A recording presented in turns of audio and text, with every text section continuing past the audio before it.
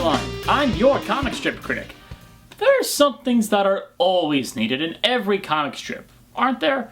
Things like pictures, jokes, characters, dialogue, a decent setting, and some good storylines, right? You need those. Wrong! Well, as it turns out, the only one of those that is actually necessary are the pictures. Setting? Nope. Identifiable characters? Nuh-uh. Storylines? Not needed. Jokes? Well, it turns out that not having any jokes can actually work out really, really well for you. But every strip needs dialogue at least, right? I mean, otherwise how are the characters supposed to talk? Well, as it turns out, today's comic strip, Leo, proves that you don't even need dialogue to make a good comic strip. Heck, you don't even need color except for maybe one day a week. This is a weird little strip that's relatively new to the comic scene. Created by Mark Tutuli, making its public debut in 2006 and winning a Reuben Award in 2008, Leo revolves around the life and adventures of its protagonist, a young boy of indeterminate age by the name of... well, duh. There are a few other characters such as Leo's father, and a faceless little girl that Leo seemingly has a crush on, but the ones who get the most screen time are his pets. And his pets are... most unusual. Like, do you know any other kid in existence who owns a pet giant squid? Or one who owns a spider that helps him cheat on his math tests? I mean, I thought Pearls Before Swine was kinda out there and surreal this week, but this is in a whole nother league. Well, let's take a look. This is Leo in 2012. Almost immediately, we can see that Leo is a very smart and inventive kid. And quite destructive too. This is a pretty nice way to start off the new year with a big loud bang. Yeah, I know, I'm sorry, I'll try and stop.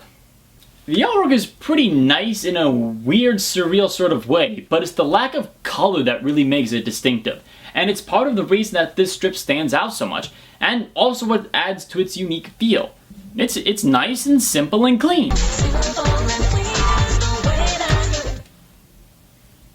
The expressions on the faces are nice and clear, and I like how ideas are used instead of speech bubbles to express. Oh jeez, Leo's a kidnapper!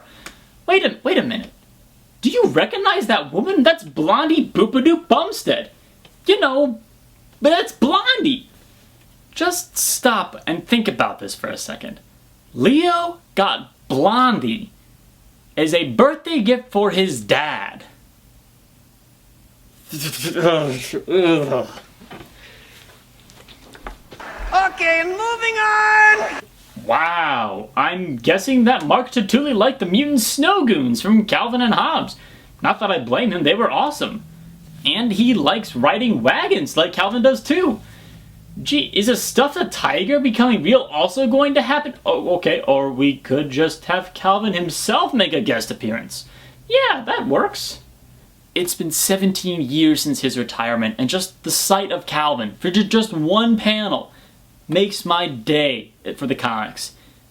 You know, between Calvin's cameo and the mutant snow goon and that wagon, and also the fairly obvious similarities between the Calvin and Hobbes book There's Magic Everywhere and Leo book There's Corpses Everywhere, I think it's pretty safe to say that Mark Tutuli is also a big Calvin and Hobbes fan. Looking at a lot of the weird events that happen in Leo, I get the feeling that this is what Calvin and Hobbes would have been like if you took out Hobbes and put Tim Burton in charge of it.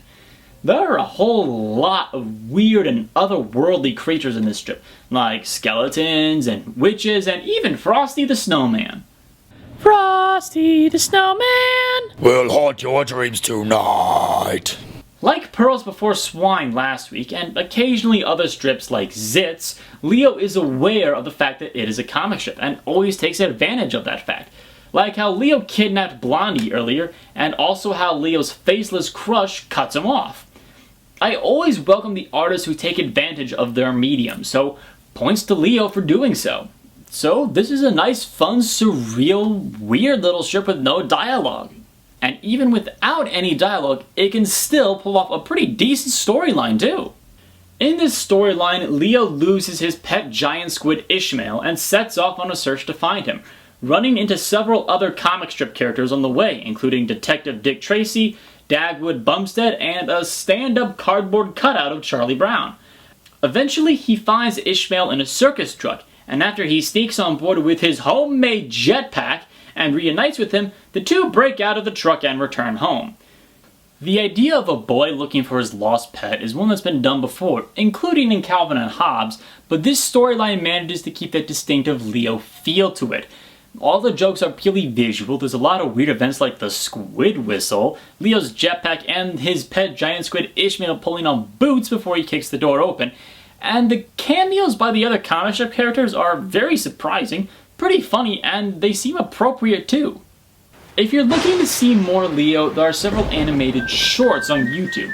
While these add color to Leo's world, it keeps that somber, bizarre, surreal nature that makes Leo so unique and distinctive and visually fascinating.